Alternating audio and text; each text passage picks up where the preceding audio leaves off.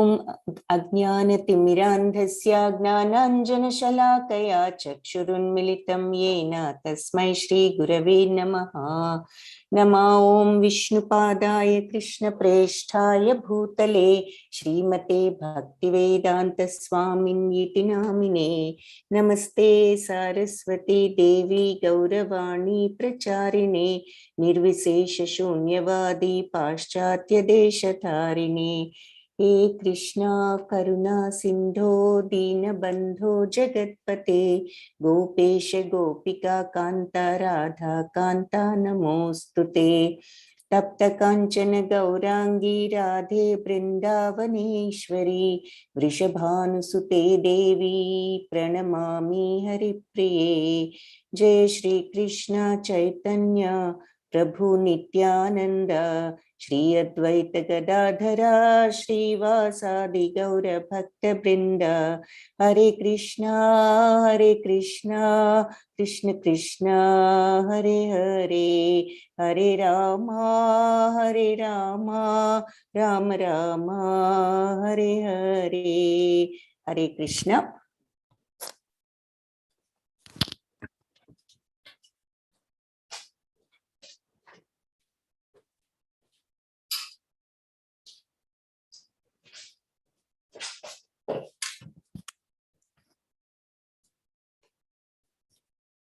విశ్వరూప సందర్శనం అంటే నిన్న విభూతులు చూసాము, భగవంతుడి యొక్క వైభవాలు.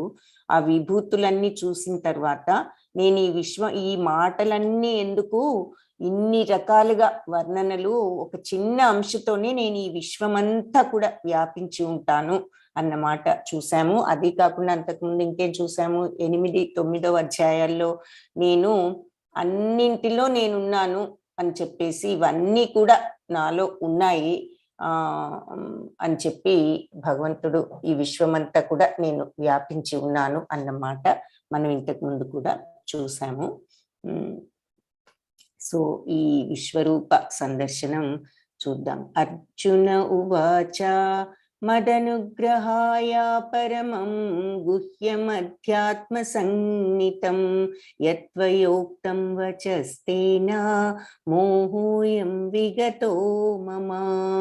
సో అర్జునుడు ఏమన్నాడు, నువ్వు ఈ రహస్యమైన ఆధ్యాత్మిక జ్ఞానం అంతా నువ్వు నాకు దయతో చెప్పావు, అదంతా కూడా విన్న తర్వాత నా మోహం అంతా కూడా ఇప్పుడు మోహోయం విగతో మమ, నా యొక్క మోహము విగతో అంటే తొలగిపోయింది అని చెప్పేసి అర్జునుడు అన్నాడు.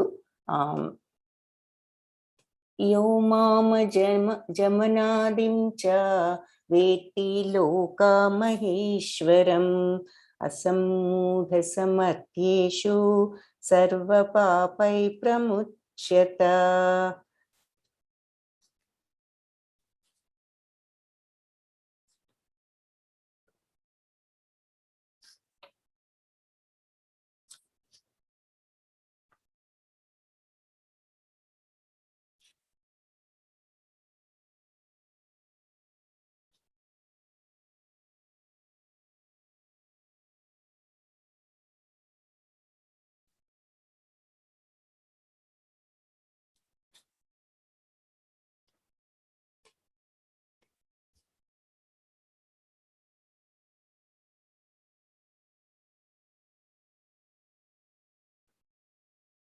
సో ఇది శ్లోకము తప్పు శ్లోకం పడింది ఇక్కడ. వేరే శ్లోకము, ఈ 3వ శ్లోకము ఏవమేతద్యథార్థ, 3వ శ్లోకం ఏవమేతద్యథార్థత్వం ఆత్మానం పరమేశ్వరః ద్రష్టుమిచ్చామి తే రూపం ఐశ్వర్యం పరపురుషోత్తమా. ఏవం ఏతద్యథార్థత్వం అంటే నీ యొక్క యథాతథమైనటువంటి నీ యొక్క చెప్పినటువంటి నువ్వు వర్ణించినటువంటి నీ రూపము నేను చూడగలిగినా కూడా, అంటే నీ యొక్క అసలు రూపాన్ని పరమేశ్వర నేను ఇక్కడ నీ ముందు అసలు నీ రూపాన్ని, నీ అసలు రూపాన్ని చూసినప్పటికీ కూడా నువ్వు ఈ విశ్వంలో ఏ విధంగా మొత్తం విశ్వం అంతా వ్యాపించావో చూడాలని నాకు కోరికగా ఉంది, కాబట్టి ఆ రూపాన్ని చూపిస్తావా అని చెప్పేసి అర్జునుడు ఈ 3వ శ్లోకంలో అడగటం జరిగింది. 3వ శ్లోకం ఇది కాదు, మీరు ఆ శ్లోకంలో చూసుకుంటే మీకు కరెక్ట్ శ్లోకం కనిపిస్తుంది. అయితే మీనింగ్ మాత్రం ఇక్కడ కరెక్ట్ అయ్యింది PDF లో. సో పురుషోత్తమ పరమేశ్వర, నేను ఇక్కడ నా ముందు ఇప్పుడు నువ్వు నీ అసలు రూపం చూసినా కూడా విశ్వమంతా వ్యాపించిన నీ విశ్వరూపం ఎలా ఉంటుందో చూడాలని కోరికగా ఉంది అని చెప్పి అర్జునుడు ఇక్కడ అడుగుతాడు. అయితే ఇక్కడ మనకు ఒక ప్రశ్న చూద్దాం. అర్జునుడు ఎందుకు అడిగాడు ఇలా నీ విశ్వరూపాన్ని చూడాలని ఉంది అన్న ప్రశ్నకు సమాధానం ఏమిటి అంటే, అర్జునుడు కృష్ణుని నమ్మటం లేదా, లేదంటే కృష్ణుడు నేనేదో స్పెషల్ అందుకని నాకు చూపించాలి, నేను ప్రత్యేకంగా ఆయన మిత్రుడిని కాబట్టి నాకు అర్హత ఉంది అనుకుంటూ అడుగుతున్నాడా, లేదు అంటే ఈ ముందు ముందు వచ్చేటటువంటి ప్రజలందరికీ కూడా ఈ శ్రీకృష్ణుడు నిజంగా ఆయన భగవంతుడు పరమాత్ముడు అని రుజువు చేయటానికి అడుగుతున్నాడు. అంటే ఆయనకు కృష్ణుడి మీద అనుమానం ఉంది కాదు, అది కరెక్ట్ కాదు, ఆయన ఏదో నేను చాలా ప్రత్యేకమైన వ్యక్తిని అందుకనే నాకు చూపించాలని కూడా అలా కూడా అనుకోలేదు. కానీ ఎందుకు అడిగాడు అంటే ఆయనకు తెలుసు భగవంతుడని, కానీ ముందు ముందు వచ్చే వాళ్ళంతా కూడా ఈ విషయం నమ్ముతారో నమ్మరో, తెలుసుకుంటారో లేదో, కాబట్టి వాళ్ళందరికీ కూడా తెలియజేయాలి భగవంతుడి యొక్క విశ్వవ్యాప్యత్వం అని చెప్పేసి, విశ్వవ్యాపకత్వం అని చెప్పి ఈ రకంగా చూపించమని అడగటం జరిగింది. అందుకని అర్జునుడు శ్రీకృష్ణుణ్ణి అందరూ కూడా అర్థం చేసుకోవాలి ఈ విషయం అనే ఉద్దేశ్యంతో చూపించమని, ఈ విశ్వరూపాన్ని చూపించవలసిందిగా శ్రీకృష్ణుణ్ణి వేడుకున్నాడు. మన్యసే యది తచ్చక్యం మయా ద్రష్టుమితి ప్రభో యోగేశ్వర తతో మే త్వం దర్శయాత్మనం అవ్యయం.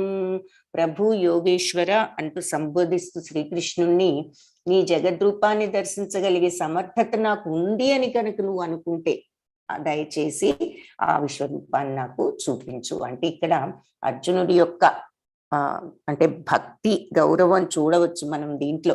అంటే చూడాలని కోరికగా ఉంది అన్నాడు, చూపించు కాబట్టి దయతో చూపించు అనుకున్న దయతో చూపించు.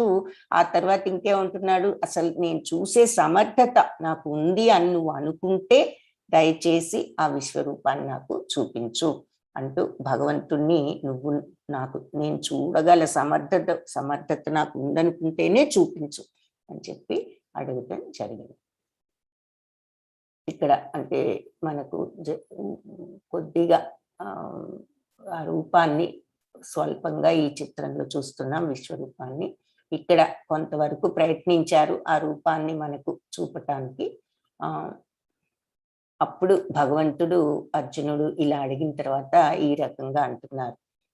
శ్రీ భగవానువాచ పశ్య మే పార్థ రూపాణి శతశోధ సహస్రశః నానావిధాని దివ్యాని నానావర్ణాకృతీని చ. పశ్య మే పార్థ రూపాణి అంటే పశ్య మే పార్థ నా రూపాన్ని చూడు. శతశోధ సహస్రశః అంటే వందల వేల కొలది అద్భుతమైనటువంటి ఈ రూపాన్ని చూడు. నానా విధాని దివ్యాని నానావర్ణాకృతిని చ, ఎన్నో రకాలుగా దివ్యంగా ఎన్నో రంగులతో ఉన్న ఈ ఆకృతిని, ఈ ఆకారాన్ని చూడు అని చెప్పి భగవంతుడు చెప్తున్నారు. వందల వేల కొలది వివిధ అద్భుతమైన ఆకృతులు, పరిమాణములు, తర్వాత రంగులతో కూడినటువంటి ఈ స్వరూపాలను నువ్వు చూపిస్తాను నీకు అని చెప్పి చెప్తున్నారు.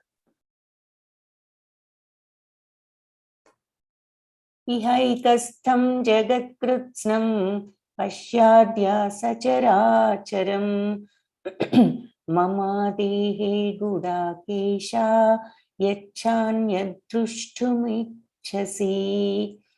గుడాకేశ అంటే నిద్రను జయించినవాడ, అంటే మళ్ళీ అంతరార్థం ఏమిటి అంటే తమో గుణాన్ని, అజ్ఞానాన్ని జయించిన వాడా అని అర్జునుణ్ణి ఆ రకంగా సంబోధిస్తూ, నీవు చూడాలనుకున్నది ఈ శరీరంలో ఒక్కసారి చూడవచ్చు.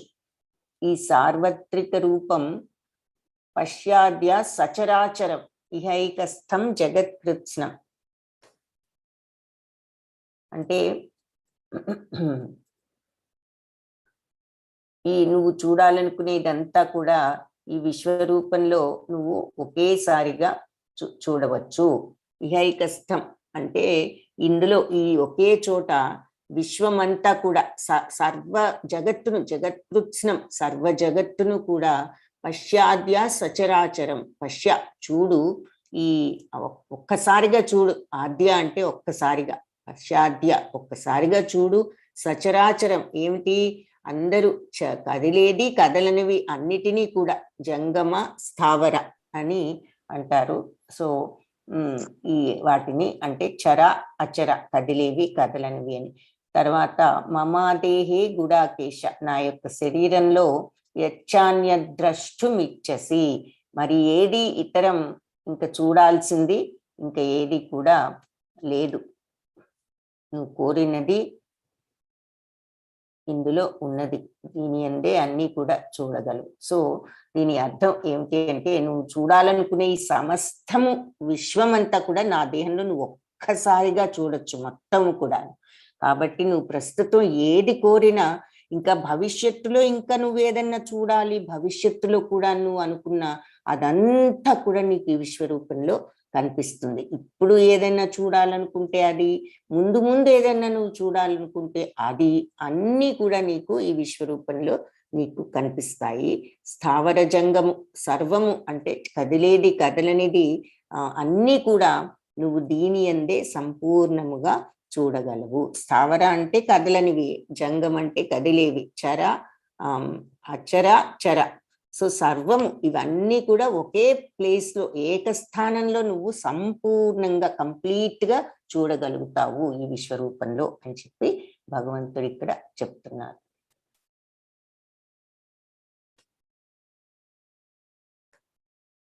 ఇక్కడ మనకు విశ్వరూపాన్ని ప్రయత్నించారు దానిని చూపించడానికి. సో ఇక్కడ బ్రహ్మకుమారులు నలుగురు, సనక సనందనాథులు, మధ్యలో బ్రహ్మదేవుడు కనిపిస్తున్నారు.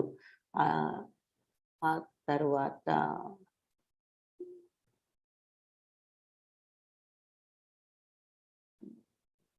సరస్వతి, మీకన్నీ ఇక్కడ రకరకాలుగా మనకు అందరి దేవతలు, లక్ష్మీదేవి, అందరి దేవతలంతా, దుర్గాదేవి, అందరూ కూడా మనకు ఇక్కడ కనిపిస్తున్నారు.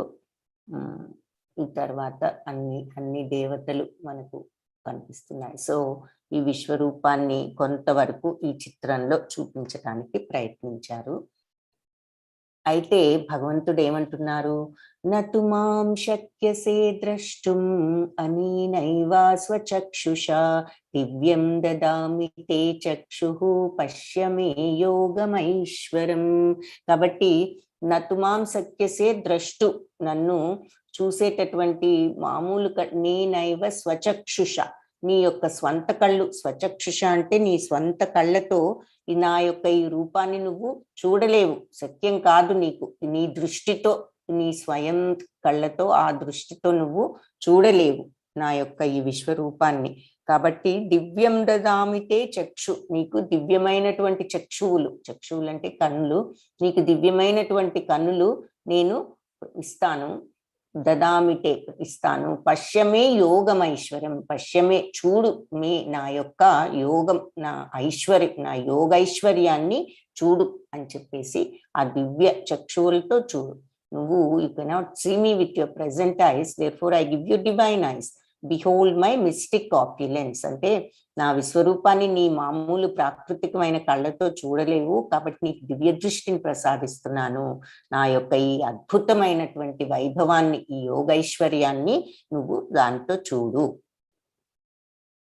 అప్పుడు సంజయుడు అంటున్నాడు, O king, having spoken thus the supreme lord of all mystic power, the personality of Godhead, displayed the universal form to Arjuna. ఇప్పుడు ఇదంతా కూడా సంజయుడు చూస్తున్నాడు, ధృతరాష్ట్రుడికి వర్ణిస్తున్నాడు అన్నది మనం గుర్తు చేసుకోవాలి. కాబట్టి ఇదంతా చెప్పిన తర్వాత సంజయుడు చెప్తున్నాడు, ఇలా మాట్లాడి భగవంతుడు అన్ని కూడా ఆయనకు చూపించాడు విశ్వరూపాన్ని అని చెప్పేసి సంజయుడికి చెప్తున్నాడు అనమాట.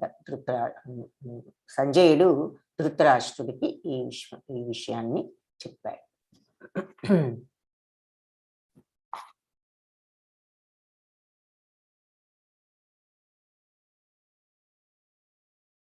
ఏమని అంటే 9వ శ్లోకము, ఆ శ్లోకం సారీ.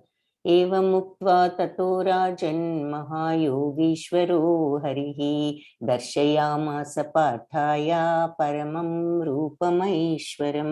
సో ఈ విధంగా పలికి యోగీశ్వరుడైన కృష్ణ భగవానుడు తన విశ్వరూపాన్ని అర్జునుడికి చూపించాడు అని చెప్పి సంజయుడు ఇక్కడ చెప్తున్నాడు. ఆ రూపము ఎలా ఉన్నది అనేది ఇక్కడ వర్ణిస్తున్నాడు అనమాట సంజయుడు. ఇది కూడా సంజయుడే వర్ణిస్తున్నాడు. ఏమని అంటే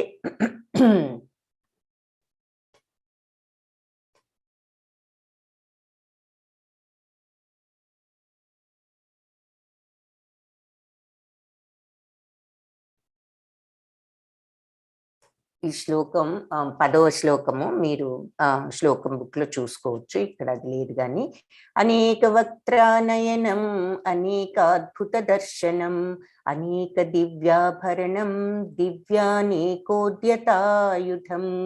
అంటే అనేక ముఖాలతో అనేక అద్భుతాలతో దర్శనం జరిగింది, అనేక దివ్యాభరణాలతో, ఆ తర్వాత అనేక దివ్య పుష్పమాలలతో, ఇంకా ఏమిటి దివ్యమాల్యాంబరాధరం దివ్య గంధానులేపనం సర్వాశ్చర్యమయం దేవం అనంతం విశ్వతోముఖం. కాబట్టి దివ్య పుష్పమాలలతో దివ్య గంధాలతో అంటే దివ్యమాల్యాంబరధరం అంటే దివ్యమాలలతోనూ దివ్య వస్త్రాలతోనూ దివ్య గంధానులేపనం దివ్యమైనటువంటి సుగంధాలన్నీ కూడా శరీరానికి ఉన్నాయి. తర్వాత సర్వాశ్చర్యమయం దేవం భగవంతుడు అత్యంత ఆశ్చర్యకరంగా అనంతంగా విశ్వతోముఖంగా అయి విరాజిల్లుతోంది ఆ విశ్వరూపము అని చెప్పి ఈ సంజయుడు వర్ణిస్తున్నాడు ధృతరాష్ట్రుడికి. ఆయన కనిపిస్తోంది కాబట్టి ఇక్కడ మళ్ళీ మనకు కొంతవరకు ఆ విశ్వరూపాన్ని మనం ఇక్కడ చూడొచ్చు. ఇంకా ఇక్కడ ఇందులో కూడా కొంతవరకు చూడొచ్చు అని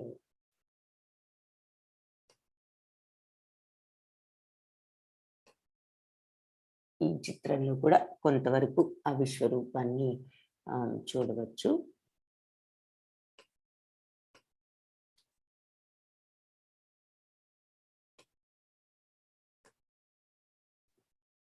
సో ఒక్కసారి గనక వేలాది సూర్యులు ఆకాశంలో ఉదయిస్తే ఎంత కాంతివంతంగా ఉంటుందో ఈ భగవంతుడిది మేబీ ఆ కాంతి కొంతవరకు ఈ కాంతితో పోల్చవచ్చు. వేలాది సూర్యుల కాంతి కూడా పూర్తిగా సాటిరాదు ఈ కాంతికి అన్నట్లుగా చెప్తున్నాడు సంజయుడు ఇక్కడ కూడాను. అర్జునుడు అప్పుడు ఇదంతా ఈ విశ్వరూపాన్ని సందర్శించిన తర్వాత ఈ అర్జునుడు దేవదేవుడి దేహంలో ఒకే చోట ఎన్నో విధాలుగా విభజించబడి ఉన్న సమస్త ప్రపంచాన్ని కూడా సందర్శించాడు. ఇక్కడ అంతా కూడా అర్జునుడికి కనిపించింది ఈ విశ్వరూపం. ఇక్కడ కూడా చూపిస్తున్నారు, మొత్తం ప్రపంచం అంతా కూడా అతనికి కనిపించింది. ఇందులో సముద్రాలేమిటి, ప్రపంచాలేమిటి, గోళాలేమిటి, అందరూ దేవతలు అందరినీ కూడా అతను ఇందులో చూడగలిగాడు అని చెప్పేసి చెప్తున్నారు. ఇక్కడ మనకి ప్లానెట్స్ ఇవన్నీ కూడా చూపిస్తున్నారు, భూత ప్రేత లోకాలు ఇవన్నీ కూడా మీరు చూస్తే ఇప్పుడు ఈ చిత్రంలో అన్ని కూడా కనిపిస్తున్నాయి. సో ఈ మొత్తం కూడా దర్శించటం జరిగింది అర్జునుడు ఆ విశ్వరూపంలో. అన్నీ కూడా భగవంతుడి యొక్క, ఇదంతా ఈ విశ్వం అంతా కూడా భగవంతుడి యొక్క రూపము. అదంతా కూడా అతను భగవంతుడిలో దర్శించాడు.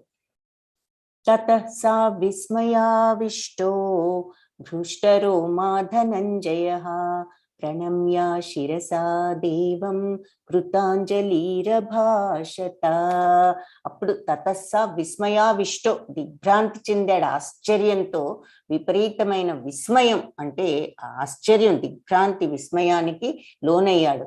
హృష్టరోమ ధనంజయ అంటే రోమాలు, శరీరం మీద రోమాలన్నీ కూడా నిక్కబొడుచుకున్న వాడై ప్రణమ్య శిరసా దేవం, నమస్కారం చేయడానికి ప్రణామం చేయటానికి తల వంచుకున్నాడు. కృతాంజలిర భాషత అంటే చేతులు జోడించి పరమ ప్రభువును ప్రార్థించటం ప్రారంభించాడు. సో అర్జునుడు ఈ విశ్వరూపాన్ని చూసి దిగ్భ్రాంతి చెంది విస్మయానికి లోనై రోమాలన్నీ నిక్కబొడుచుకున్న వాడై నమస్కారం చేయడానికి తల వంచి ఆ రకంగా భగవంతుణ్ణి ప్రార్థించటం స్తుతించటం మొదలు పెట్టాడు. ఈ విశ్వరూపాన్ని చూసి ఇక్కడ మన చిత్రంలో చూపిస్తున్నారు. ఈ విశ్వరూపాన్ని చూస్తూ అతను భగవంతుడికి స్తుతించటం.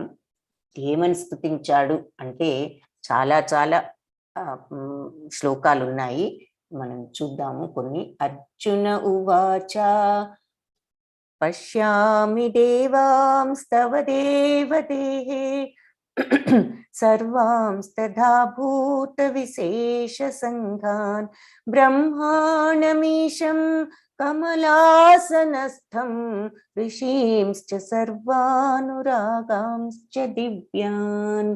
అంటే ఎన్నెన్నో పశ్యామి దేవాంస్తవ దేవదేహి, అర్జునుడు పలికాడు నీ దేహంలో నేను చూశాను. ఏమిటి?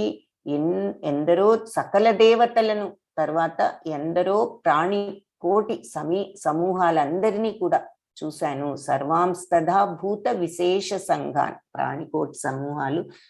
బ్రహ్మాణమీశం కమలాసనస్థం, కమలంలో కూర్చుని ఉన్న బ్రహ్మదేవుణ్ణి చూశాను. ఋషీంశ్చ సర్వానురాగాంశ్చ దివ్యాన్, అందరు ఋషులను, తర్వాత సర్వానురగాంశ్చ దివ్యాన్, అలాగే దివ్య సర్పాలను కూడా చూస్తున్నాను.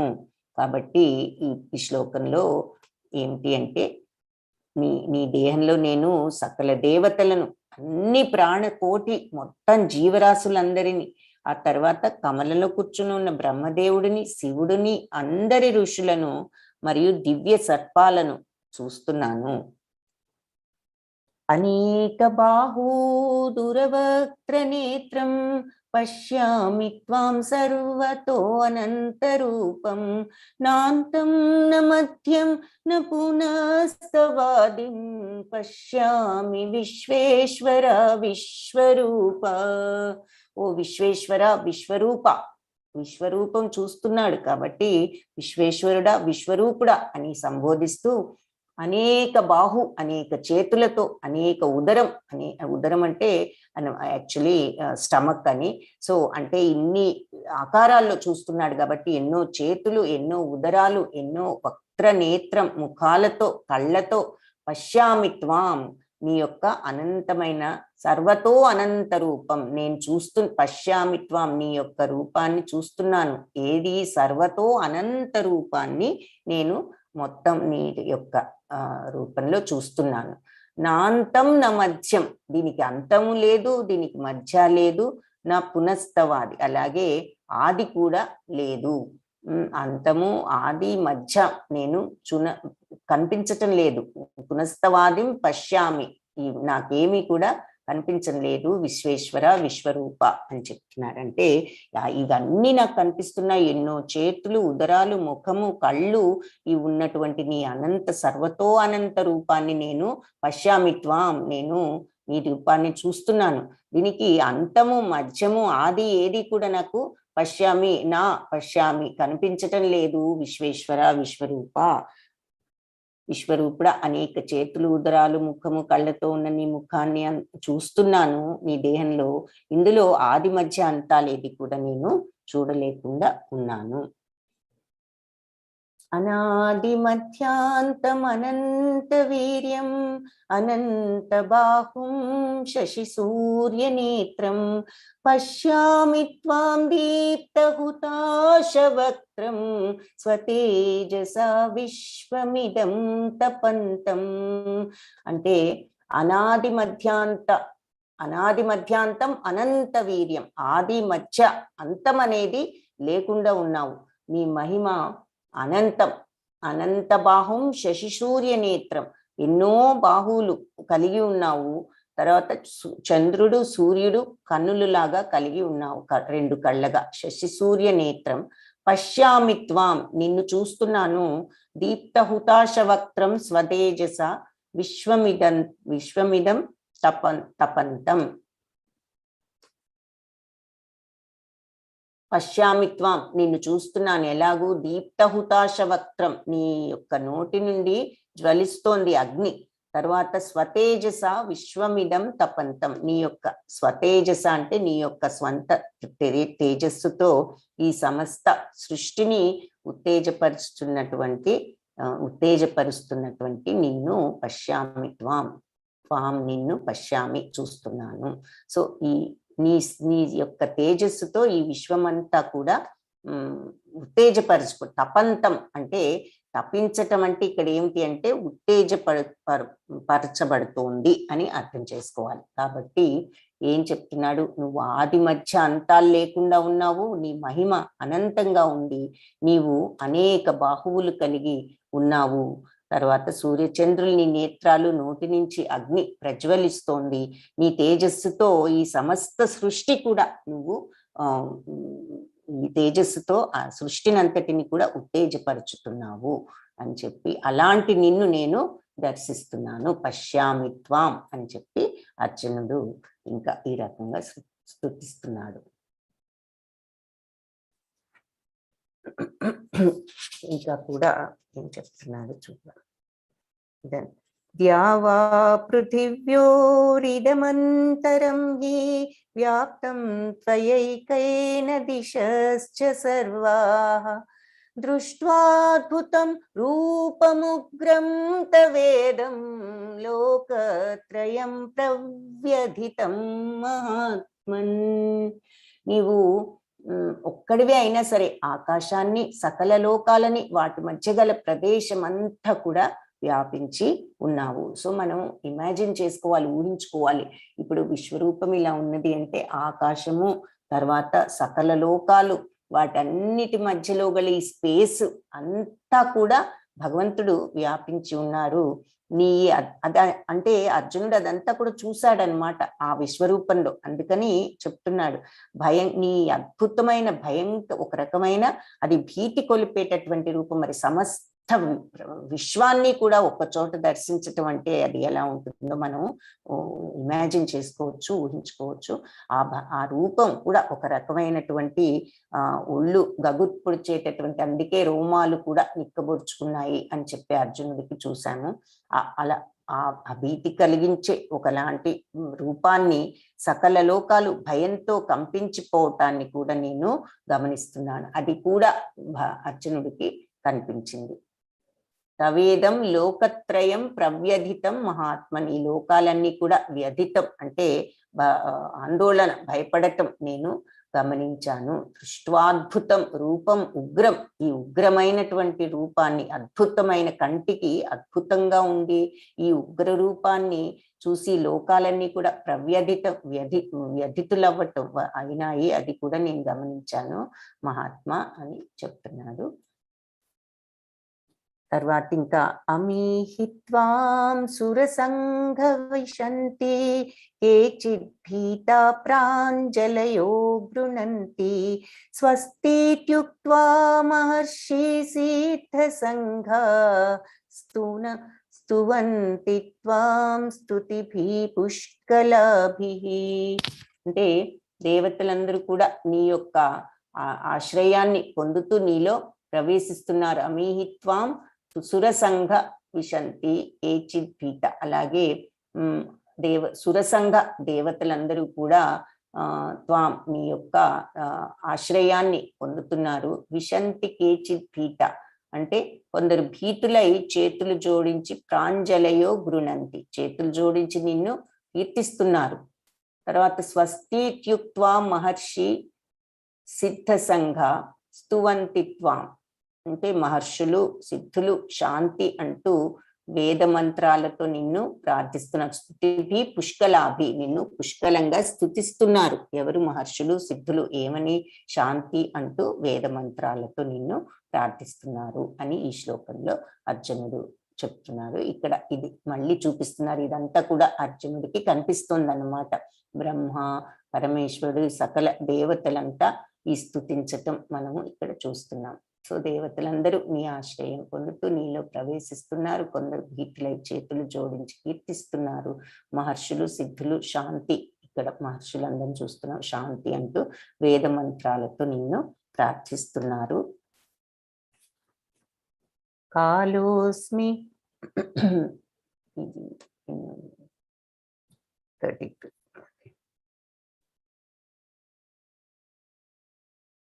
అప్పుడు ఈ మాటలన్నీ కూడా అర్జునుడు ఈ రకంగా స్తుతించి తర్వాత భగవంతుడు ఇలా అంటున్నారు. ఇంకా చాలా స్తుతులు ఉన్నాయి, మీరు అందులో చూడండి ఆ శ్లోక దాంట్లో. ఇది కొంచెం పెద్ద అధ్యాయం. శ్రీ భగవానువాచ కాలోస్మి లోకక్షయకృత్ ప్రవృద్ధో లోకాన్ సమాహర్తుమిహ ప్రవృత్తః.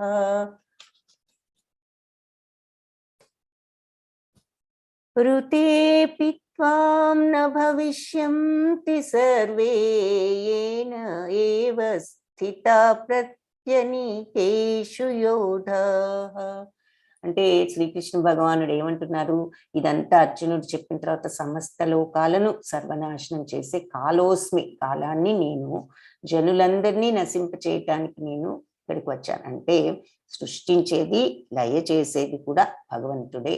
మీరు అంటే పాండవులు తప్ప ఇరుపక్కల ఉన్న యోధులందరూ కూడా చంపబడతారు అని చెప్పేసి యుద్ధంలో ఏం జరుగుతుందన్న విషయాన్ని చెప్తున్నారు. ఇంతకీ ఇది యుద్ధ భూమిలో జరిగే విషయం అని ఇదంతా మనం మర్చిపోకూడదు. సో మొదట్లో ఇది చేయలేను అన్నప్పుడు ఈ భగవద్గీత మొత్తం చెప్పడం జరిగింది కాబట్టి భగవంతుడు ఈ మాట చెప్తున్నారు.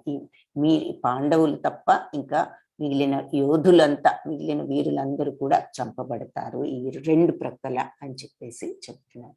తస్మాత్, కాబట్టి ఇంకా ఏం చెప్తున్నారు అర్జునుడికి, నేను కాలాన్ని అందరూ కూడా ఇక్కడ నేను అంటే భగవంతుడికి తెలియంది ఏది కూడా జరగదు కాబట్టి ఇందులో అందరూ కూడా వీరులంతా కూడా చంపబడతారు మీరు తప్ప అని చెప్పి చెప్తున్నారు.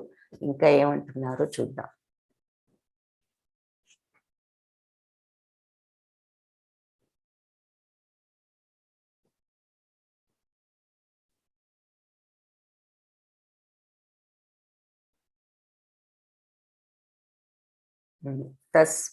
తస్మాత్ త్వముత్తిష్ఠ యశో లభస్వ జిత్వా శత్రూన్ భుంక్ష్వ రాజ్యం సమృద్ధం మయైవైతే నియతా పూర్వమేవ నిమిత్తమాత్రం భవ సవ్యసాచిన్. తస్మాత్ త్వం ఉత్తిష్ఠ, కాబట్టి త్వం నువ్వు, ఉత్తిష్ఠ లే, యశో లభస్వ అంటే గౌరవం, కీర్తిని, యశ అంటే కీర్తి, లభస్వ కీర్తి తెచ్చుకో, జిత్వా శత్రువున్ బ్రతికున్నావా నువ్వు శత్రువుల ఈ రాజ్యాన్ని, శత్రువుల్ని జయించి రాజ్యం సమృద్ధం, శత్రువులందరినీ కూడా జయించి రాజ్యాన్ని అనుభవించవచ్చు.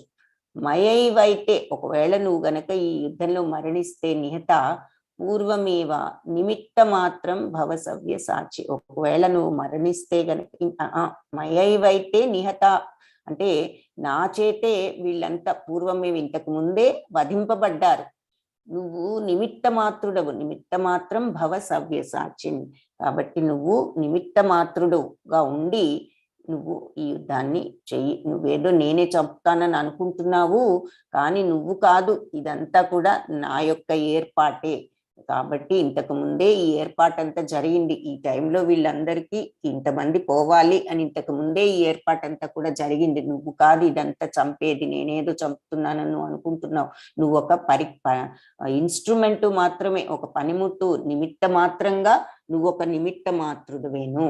కాబట్టి లేచి యుద్ధ సన్నుద్ధుడవై కీర్తిని పొందు, శత్రువులను జయించి సర్వ సంపదలతో ఉన్న రాజ్యాన్ని అనుభవించు, నా ఏర్పాటుతో వీళ్ళంతా ఇంతకు ముందే సంహరింపబడ్డారు, కాబట్టి సవ్యసాచి, సవ్యసాచి అంటే ఏంటి? 2 చేతులతో బాణాలు వేయగలవాడు, అంటే విలువిద్యలో అంతటి నైపుణ్యం ఉన్నవాడు సవ్యసాచి అంటే. అది అర్జునుడికి ఆ బిరుదు ఉన్నది, అర్జునుడు విలువిద్య నిపుణుడు కాబట్టి. కాబట్టి నువ్వు, నేను ఇంతకు ముందే ఇదంతా కూడా ఎవరు పోవాలి ఏమిటి అన్నదంతా కూడా ఇంతకు ముందే అన్ని కూడా ఏర్పాట్లు జరిగాయి. అందరూ కూడా, నువ్వు కేవలం ఒక నిమిత్త మాత్రుడవు, యుద్ధంలో కేవలం ఒక పనిముట్టుగా ఉండి సవ్యసాచి, నువ్వు నీ పని నువ్వు చెయ్యి అని చెప్పి ఇక్కడ చెప్తున్నాడు. ఇదంతా విన్న తర్వాత అర్జునుడు ఇలా అంటున్నాడు. అర్జున ఉవాచ స్థానే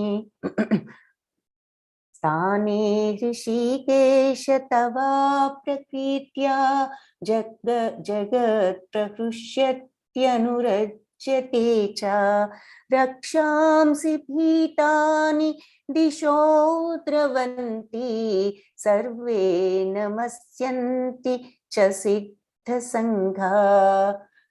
అర్జునుడు ఏమంటున్నాడు? ఋషికేశ అంటే ఇంద్రియాలను జయించిన వాడా అని అర్థము. శ్రీకృష్ణుడు ఇంద్రియాలకు అతీతుడు కాబట్టి ఋషికేశ అని సంబోధిస్తున్నాడు అర్జునుడు శ్రీకృష్ణుని. తవ ప్రకీర్త్య జగత్ ప్రహృష్యత్యనురజ్యతే చ, నీ మహిమ పొగుడుతూ జగత్తంతా కూడా హృష్య అత్యనురజ్యతే చ, చాలా ఆనందాన్ని అనురాగాన్ని పొందుతోంది నిన్ను, నీ మహిమ పొగుడుతూ ఈ ప్రపంచం జగత్తంతా కూడా. రక్షాంసి భీతాని దిశోద్రవంతి, రాక్షసులంతా కూడా భీతాన్ని భయపడిపోయి అన్ని దిశలకు పరిగెత్తిపోతున్నారు. దిశోద్రవంతి సర్వే నమస్యంతి చ సిద్ధ సంఘ, సిద్ధ సంఘాలు అన్నీ కూడా నీకు నమస్కరిస్తున్నాయి. ఈ విషయంలో ఇదంతా కూడా సమంజసమే జరగవలసింది, నీ యొక్క మహిమకు అలాగే జరుగుతుంది.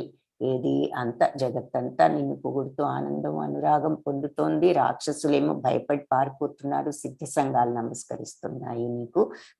ఇలా కరెక్ట్ అయిన మార్గంలో జరగవలసిన రీతిలో అని చెప్తున్నాడు. ఇంకా ఏం చెప్తున్నాడు అర్జునుడు?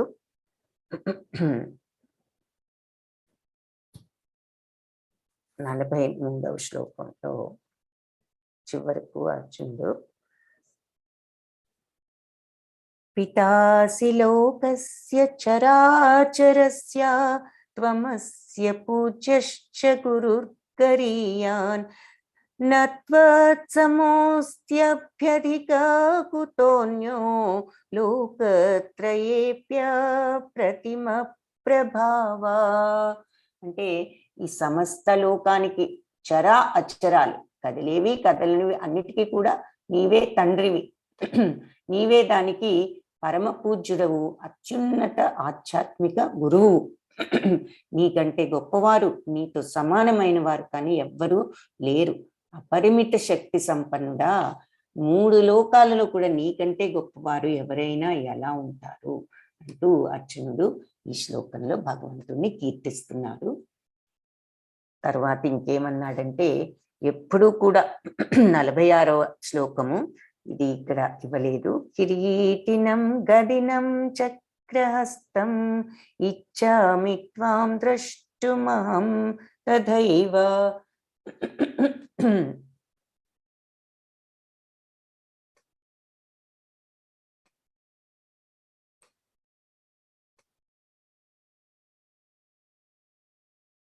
కిరీటినం గదినం చక్రహస్తం ఇచ్చామి త్వాం ద్రష్టుమహం తథైవ తేనైవ రూపేణ చతుర్భుజేన సహస్రబాహో భవ విశ్వమూర్తే అని అర్జునుడు ఇక్కడ స్తుతించాడు. దాని అర్థం ఏంటి అంటే, ఎప్పుడు చూడనటువంటి ఈ విశ్వరూపం చూసి ఆనందించాను అని చెప్తూ, అయితే నా మనసు భయంతో ఇదంతా కూడా 45వ శ్లోకంలో చెప్తున్నాడు. అదేమిటి అంటే అదృష్టపూర్వం హృషితోస్మి దృష్ట్వా భయేన చ ప్రవ్యధితం మనోమి తదేవ మే దర్శయ దేవరూపం ప్రసీద దేవేశ జగన్నివాస. సో అదృష్టం కొద్దీ ఎప్పుడు చూడనటువంటి విశ్వరూపాన్ని నేను చూసి ఆనందించాను. హృషితోస్మి దృష్ట్వా భయేనచే ప్రవ్యధితం మనోమి, అంటే నా మనసు కొంచెం భయంతో వ్యధితం అవుతోంది. నా మనస్సు నా యొక్క మనస్సు అయితే దేవేశ జగన్నివాస అంటే సంబోధిస్తూ దేవదేవుడా జగన్నివాస దయ ఉంచి మీ దర్శయ దేవరూపం ప్రసీద దేవేశ జగన్నివాస. కాబట్టి దయ ఉంచి నీ పూర్వరూపాన్నే చూపించు, నన్ను అనుగ్రహించి నీ ఇదివరకు రూపాన్ని చూపించి విశ్వరూపాన్ని చూసి ఆనందించాను, కానీ మనసంతా కొంచెం భయపడుతోంది, వ్యధ చెందుతోంది జగన్నివాస. సో దయచేసి నీ ఇదివరకు పూర్వరూపాన్ని నన్ను అనుగ్రహించి ఆ రూపాన్ని చూపించు అంటూ చెప్పాడు. తర్వాత ఏ రూపం కావాలో చెప్తున్నాడు. కిరీటినం గదినం చక్రహస్తం ఇచ్చామి త్వాం ద్రష్టుమహం తథైవ. కిరీటం ఏది మునుపట్లానే కిరీటము గద చక్రం ధరించినటువంటి ఇచ్చామి త్వాం అంటే నేను నిన్ను ఆ రకంగా చూడాలని, ద్రష్టుం అహం తథైవ నేను నిన్ను ఆ రకంగా చూడాలని కోరుకుంటున్నాను, ఇచ్చామి కోరుకుంటున్నాను. తేనైవ రూపేణ చతుర్భుజేన వేచేతులు కలిగిన విశ్వమూర్తి చతుర్భుజేన సహస్రబాహు నువ్వు 4 భుజాలతో పూర్వరూపంలోనే నాకు సాక్షాత్కరించు అని చెప్పి భగవంతుని ప్రార్థించడం జరిగింది అర్జునుడు. అప్పుడు అర్జునుడు ఏమని చెప్తున్నారు అంటే, భగవంతుడు ఏమని చెప్తున్నారు అంటే మయా ప్రసన్నేన తవార్జునేదం రూపం పరం దర్శితం ఆత్మయోగాత్ తేజోమయం విశ్వమనంతమాద్యం యన్మే త్వదన్యేన న దృష్టపూర్వం. అంటే ఈ అర్జున నా అంతర్గత శక్తి ద్వారా భౌతిక ప్రపంచంలో నువ్వు ఈ అత్యున్నత సార్వత్రిక రూపాన్ని నీకు ఎంతో ఇష్టపూర్వకంగా సంతోషంతో నీకు చూపించాను.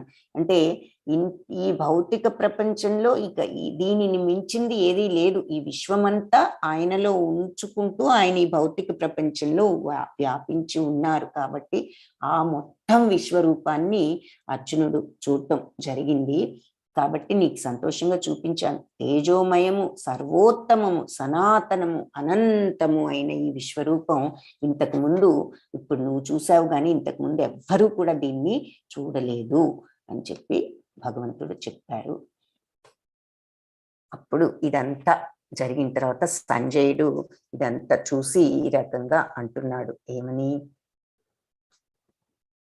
ఇత్యర్జునం వాసుదేవస్తథోక్త్వా స్వకం రూపం దర్శయామాస భూయ ఆశ్వాసయామాస చాభీతమేనం భూత్వా పునః సౌమ్యవపూర్మహాత్మా. సంజయుడు ధృతరాష్ట్రుడితో ఏమంటున్నాడు? భగవంతుడైన శ్రీకృష్ణుడు ఈ రకంగా ఇత్యర్జునం తథోక్త్వా. సో ఈ రకంగా అర్జునుడితో వాసుదేవుడు ఈ రకంగా మాట్లాడి మాట్లాడి ఈ రకంగా స్వకం రూపం దర్శయామాస భూయ, తన చతుర్భుజ స్వయం ఆ రూపాన్ని చూపించాడు. ఆశ్వాసయామాస చాభీతమేనం, చివరికి ఆ తర్వాత 4 చేతుల రూపం చూపించి ఆ తర్వాత తన యొక్క ద్విభుజ రూపాన్ని 2 చేతులతో ఉన్న శ్రీకృష్ణ భగవానుడి రూపాన్ని చూపించాడు.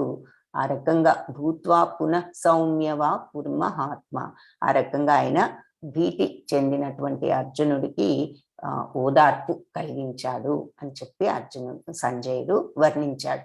భగవంతుడైన కృష్ణుడు అర్జునుడితో ఇలా చెప్పి, నీకు ముందు ఇంతకు ముందు ఈ రూపాన్ని ఎవరు, ఈ అద్భుత రూపాన్ని ఇంతకు ముందు ఎవరు చూడలేదు అర్జున అని చెప్పి ఆ తర్వాత ఆ చతుర్భుజ 4 చేతులతో ఉన్న రూపాన్ని చూపించి ఆ తరువాత 2 చేతులతో ఉన్న శ్రీకృష్ణ భగవానుడిగా కనిపించారు.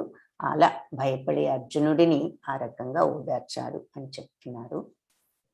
ఇది చూసిన తర్వాత అప్పుడు చివరికి అర్జునుడు ఈ రకంగా పలికాడు. అర్జున ఉవాచ దృష్ట్వే దృష్ట్వేదం మానుషం రూపం తవ సౌమ్యం జనార్దన ఇదానీమస్మి సంవృత్తః సచేత ప్రకృతిం గతః. సో అర్జునుడు ఇలా అన్నాడు, జనార్దన, అత్యంత సుందరమైన నీ మనుష్య రూపం చూసి నా మనస్సు ఇప్పుడు శాంతించింది. నేను మళ్ళీ సహజ స్వభావాన్ని పొందాను. ఇప్పుడు నాకు అలవాటైనటువంటి రూపాన్ని చూసి నా మనస్సు ఇప్పుడు కుదుట పడింది. నేను మళ్ళీ నా సహజ స్వభావాన్ని పొందాను అని చెప్తున్నారు. ఆ తరువాత ఇంకా భగవాను ఉవాచ, ఇది అప్పుడు భగవంతుడు ఈ రకంగా పలికారు చివరకు ఏమని, శ్రీ భగవానువాచ మత్కర్మ కృన్మత్పరమో. ఇది కూడా ఒక ముఖ్య శ్లోకము. మద్భక్త సంగవర్జితః నిర్వైర సర్వభూతేషు యత్సమామేతి పాండవ. మత్కర్మ కృన్మత్పరము. కాబట్టి కామ్యకర్మలు, మానసిక కల్పనం అనే కల్మషాల నుండి విముక్తుడవై నా పట్ల భక్తితో మత్కర్మ, నా కోసం నా కర్మ చేస్తూ పని చేస్తూ నాకు అర్పించి పని చేస్తూ నాకు భక్తుడవై సంగవర్జిత అంటే నిర్లిప్తతతో కామ్యకర్మల కల్మషాలకు బద్ధుడవు కాకుండా నిర్వైర సర్వభూతేషు అంటే ఎవరి పట్ల విరోధభావం, వైరభావం, నిర్వైర విరోధభావం లేకుండా, శత్రుభావం లేకుండా అందరి పట్ల, సర్వభూతేషు అంటే అన్ని జీవరాశుల పట్ల ఎవరి పట్ల కూడా శత్రుభావం, విరోధభావం లేకుండా ఎవరైతే ఉంటారో యస్సమామేతి పాండవ, అలాంటి వాళ్ళు తప్పకుండా నా దగ్గరికే వస్తారు పాండవ అని చెప్తున్నారు. సో ఎవరు అంటే మత్కర్మ, ఎవరైతే నా పని, who is engaged in my pure devotional service, అంటే నా కోసం కర్మ చేస్తూ, నా ఏ పని చేసినా నాకు అర్పిస్తూ, మత్పరము నాకు అర్పిస్తూ చేస్తూ భక్తితో దాని మీద బంధాలను పెంచుకోకుండా, ఆ ఫలిత ప్రతిఫలాపేక్ష అనేది లేకుండా, సంగవర్జిత అంటే ఆ పని వల్ల కలిగే కల్మషాలేమి కూడా అంటించుకోకుండా, నిర్వైర సర్వభూతేషు అన్ని జీవరాశుల పట్ల వైరభావం, శత్రుత్వం అనేది ఎవరి పట్ల లేకుండా ఎవరైతే ఉంటారో, ఈ రకంగా ఎవరైతే నిష్పక్షపాతంగా నాకు అర్పించి కర్మలు చేస్తూ ఎవరిని శత్రువులుగా చూడకుండా అందరితో మంచిగా ఉంటూ ఇలా పనులు నా కోసం నాకు అర్పించి చేసేవాళ్ళు యస్సమామేతి పాండవ, వాళ్ళు తప్పకుండా నన్ను చేరుకుంటారు. హరే కృష్ణ కృష్ణ కృష్ణ హరే హరే, హరే రామ రామ రామ హరే హరే. కృష్ణం వందే జగద్గురుం. ఈ భగవద్గీత పాఠంలో మనం ఏం నేర్చుకున్నాము అంటే, సమస్త జీవుల ఎడ కరుణతోనూ మైత్రితోనూ వ్యవహరిస్తూ భగవంతుడి యొక్క ఆది రూపమైన శ్యామసుందర దివ్యమంగళ రూపాన్ని ఆరాధిస్తూ భజించినట్లయితే మనం త్వరితగతిలోనే ఆయన ధామాన్ని చేరుకోగలము. ఒక రకంగా ఇది ఆఖరి శ్లోకంలో మొత్తం ఈ విషయం అంతా కూడా, ఆ మత్కర్మ కృత్మత్పరము అది ముఖ్య శ్లోకము, అది నేర్చుకుని అర్థం చేసుకోవటానికి ప్రయత్నించండి. 55వ శ్లోకం, లాస్ట్ శ్లోకం ఇందులో. మత్కర్మ కృత్మత్పరము మద్భక్త సంగవర్జిత నిర్వైర సర్వభూతేషు యస్సమామేతి పాండవ. కామ్యకర్మలు, మానసిక కల్పనం అనేటటువంటి కల్మషాల నుండి విముక్తుడై, అంటే ఆ ప్రతిఫలాపేక్ష లేకుండా ఉంటే పని మీద, అప్పుడు మనము ఆ కల్మషాల నుంచి విముక్తులం అవుతాం. నా విశుద్ధ భక్తి సేవలో అంటే ఏ పని చేసినా అలా అనుకుంటూ భగవంతుడికి సమర్పిస్తూ చేస్తే అదే భక్తి సేవ. అలా నా కొరకే, భగవంతుడి తృప్తి కోసమే ఈ పని చేస్తున్నాను అని అనుకుంటూ చేసేవాడు నన్నే జీవితంలో చర్మ లక్ష్యంగా చేసుకునేవాడు, ప్రతి జీవితోనూ మైత్రితో ఉండేవాడు నిశ్చయంగా నన్ను చేరుకుంటాడు. కాబట్టి సమస్త జీవుల ఎడల కరుణ, అది కూడా చాలా ముఖ్యమైన పాయింట్ ఇక్కడ. అందరి పట్ల కరుణతో మైత్రితో వ్యవహరిస్తూ భగవంతుని ఆది రూపాన్ని ఆరాధిస్తూ భజించినట్లయితే మనం త్వరితగతిలో ఆయన ధామాన్ని చేరుకొనగలము. ఇక్కడ ఈ మాటను గుర్తుంచుకోవాలి. అందరి పట్ల కరుణ, భగవంతుని పట్ల భక్తి విశ్వాసాలు ఉన్నట్లయితే మనం ఆయన ధామాన్ని ఏ పని చేసినా ఆయనకు అర్పిస్తూ ఆయన తృప్తి కోసం చేస్తున్నాం అనుకుంటూ సమస్త జీవుల పట్ల కరుణతో మైత్రితో వ్యవహరిస్తూ ఉంటే ఆయన ధామాన్ని చేరుకోగలము. హరే కృష్ణ కృష్ణ కృష్ణ హరే హరే, హరే రామ రామ రామ హరే హరే. ఇలా భగవంతుడి యొక్క నామాన్ని జపించండి, ఆనందించండి.